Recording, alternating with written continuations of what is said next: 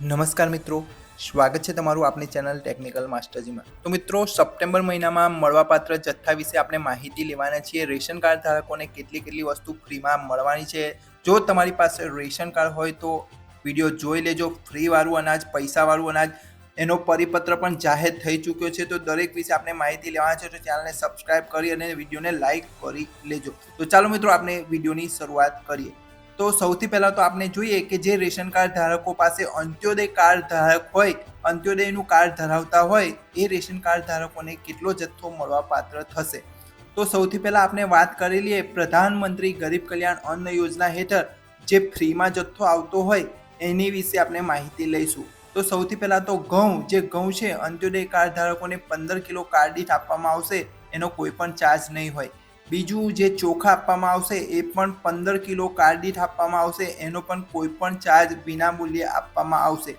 ત્યારબાદ જોઈએ ત્રીજા નંબર પર છે બાજરી અને જુવાર। તો મિત્રો, જે વડોદરામાં છે બાજરી આપવામાં આવશે, વડોદરા જિલ્લામાં, અને બીજા અન્ય જિલ્લાઓમાં બાજરી આપવામાં આવશે। તો મિત્રો, જે અંત્યોદય કાર્ડ ધારકો હોય એમને 5 કિલો કાર્ડ દીઠ બાજરી આપવામાં આવશે, એનો કોઈ પણ ચાર્જ રહેતો નથી, વિના મૂલ્યે આપવામાં આવશે। તો મિત્રો, આટલી 3 વસ્તુ તમને ફ્રીમાં આપવામાં આવશે, ઓકે, સપ્ટેમ્બર મહિનામાં।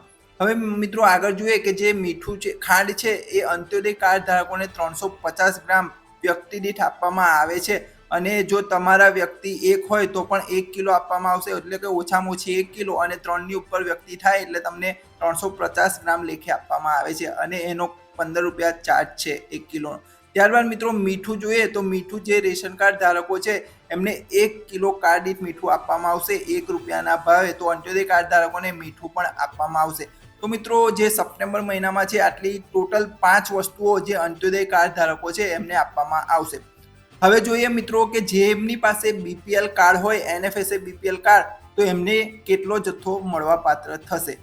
તો સૌથી પહેલા જે કેન્દ્ર સરકાર દ્વારા આપવામાં આવતી વસ્તુઓ છે ફ્રીમાં, એના વિશે આપણે માહિતી લઈએ।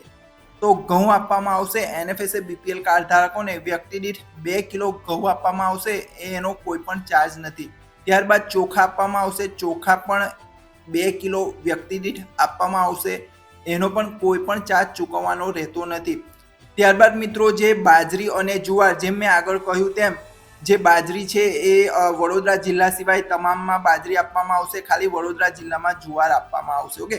તો એ પણ 1 કિલો વ્યક્તિ દીઠ આપવામાં આવશે, અને એનો કોઈ પણ ચાર્જ નથી। આમ ટોટલ એક વ્યક્તિ દીઠ 5 કિલો અનાજ રાહત દરે વિના મૂલ્યે આપવામાં આવશે। ત્યારબાદ આપણે રાજ્ય સરકાર દ્વારા જે આપવામાં આવતી વસ્તુઓ છે એમાં ખાંડ આપવામાં આવશે એનએફએસએ બીપીએલ કાર્ડ ધારકોને 350 ગ્રામ વ્યક્તિ દીઠ, ઓકે। તો એનો જે ચાર્જ છે 22 રૂપિયા કિલોનો ભાવ છે, રાજ્ય સરકાર દ્વારા ચૂકવવાનો છે તમારે, ઓકે। નાવ મિત્રો, આપણે 5મા નંબર પર જોઈએ તો મીઠું છે, તો મીઠું પણ 1 કિલો કાર્ડ દીઠ આપવામાં આવશે, એનો 1 રૂપિયા ચાર્જ ચૂકવવો પડશે। એટલે ટોટલ મિત્રો, જે બીપીએલ કાર્ડ ધારકો છે એમને પણ 5 વસ્તુઓ મળવાપાત્ર થશે। મિત્રો, આ મહિનામાં ચણા, દાળ કે પછી તેલ આપવામાં આવેલ નથી, ઓકે। હવે મિત્રો, રેશન કાર્ડ ધારકોમાં જે એનએફએસએ એપીએલ કાર્ડ ધરાવતા હોય એમને કેટલો જથ્થો મળવાપાત્ર છે એની માહિતી લઈએ। તો સૌથી પહેલા જે ફ્રીમાં અનાજ મળશે એમાં ઘઉં છે, તો એનએફએસએ એપીએલ કાર્ડ ધારકોને 2 કિલો વ્યક્તિ દીઠ વિનામૂલ્યે ઘઉં આપવામાં આવશે। ત્યારબાદ ચોખા, જે એનએફએસએ એપીએલ કાર્ડ ધારકો છે એમને 2 કિલો વ્યક્તિ દીઠ ચોખા પણ આપવામાં આવશે, એ પણ વિનામૂલ્યે આપવામાં આવશે। ત્યારબાદ બાજરી અને જુવાર, વડોદરા જિલ્લામાં જુવાર આપવામાં આવશે અને અન્ય જિલ્લાઓમાં બાજરી આપવામાં આવશે, ઓકે। તો 1 કિલો વ્યક્તિ દીઠ બાજરી આપવામાં આવશે, વિનામૂલ્યે છે। તો ટોટલ 5 કિલો વિનામૂલ્યે અનાજ આપવામાં આવશે વ્યક્તિ દીઠ। ત્યારબાદ આપણે જે રાજ્ય સરકાર દ્વારા આપવામાં આવતી વસ્તુઓ છે એમાં ફક્ત મીઠું આપવામાં આવશે એપીએલ કાર્ડ ધારકોને, અને એ 1 કિલો કાર્ડ દીઠ આપવામાં આવશે, એનો 1 રૂપિયા ચાર્જ ચૂકવવો પડશે। મિત્રો, આમ જે એપીએલ કાર્ડ ધારકો છે એમને ફક્ત 4 વસ્તુઓ સપ્ટેમ્બર મહિનામાં આપવામાં આવશે। મિત્રો, આનો પરિપત્ર પણ આપણે આપણી સાઇટ ઉપર અપલોડ કરી દીધેલો છે, તો પરિપત્ર જોવા માટે તમે આપણી સાઇટની મુલાકાત પણ લઈ શકો છો, અથવા નીચે આપેલ લિંક પર ક્લિક કરીને જઈ શકો છો।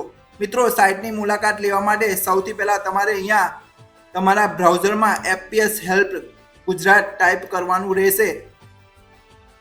એફપીએસ હેલ્પ ગુજરાત ટાઈપ કરી તમારે એન્ટર લગાવવાનું છે, અને ત્યારબાદ તમને એક પહેલી સાઇટ મળી રહેશે એફપીએસ હેલ્પ ગુજરાત નામની।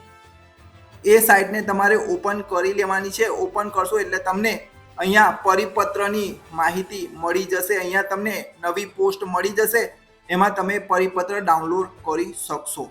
તો બસ મિત્રો, વિડીયોમાં આટલું જ હતું. વિડીયો ગમ્યો હોય તો લાઈક કરજો, શેર કરજો અને ચેનલ પર ન હોય તો ચેનલને પણ સબસ્ક્રાઇબ કરી લેજો. તો મળીશું નવા વિડીયોમાં નવી ઇન્ફોર્મેશન સાથે. ત્યાં સુધી રજા આપજો. જય હિન્દ, જય ભારત.